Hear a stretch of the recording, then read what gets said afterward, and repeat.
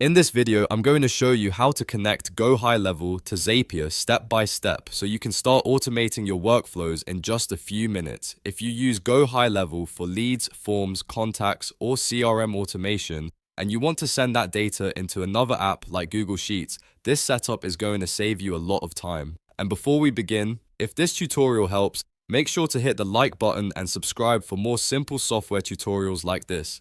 Alright, let's jump in.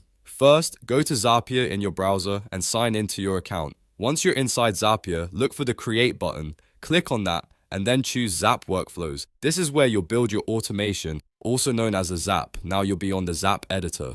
The first thing you need to set up is the trigger. Click on Trigger because this is the event that starts the automation. In the app search bar, type LeadConnector and click on it. LeadConnector is the app connection used for GoHighLevel inside Zapier, so this is the one you want to use.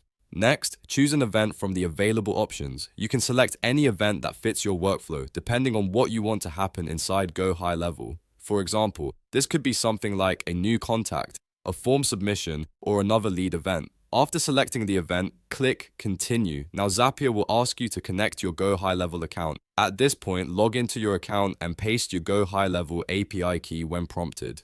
This is what allows Zapier to connect securely to your GoHighLevel data. Make sure you're using the correct account and that the API key is copied properly, because a small mistake here can stop the connection from working. Once your trigger is connected, it's time to set up the action. Click on Action, because this is the step that tells Zapier what to do after the trigger happens. In my example, I'm selecting Google Sheets, but you can choose any app you want to integrate with GoHighLevel. This could be a spreadsheet, a messaging app, a project management tool, or almost anything else Zapier supports. After selecting your app, click on Choose an Event and pick the action you want Zapier to perform. Again, choose the one that matches your workflow. Once that's selected, log into the destination account for that app so Zapier can send the data where you want it to go.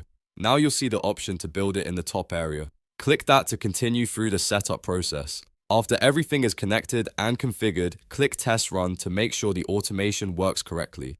This is an important step because it lets you confirm that your trigger and action are communicating the way they should. If the test is successful, review the results and make sure the right information is being passed through. Once you're happy with everything, click Publish to turn the Zap on. After that, your GoHighLevel and Zapier connection is live, and your automation will start running based on the trigger you selected. And that's it. You've now connected GoHighLevel to Zapier. From here, you can build all kinds of automations to save time, reduce manual work, and keep your business organized. If this video helped you out, please give it a like, subscribe for more tutorials, and let me know in the comments what software setup you want to learn next. Thanks for watching, and I'll see you in the next one.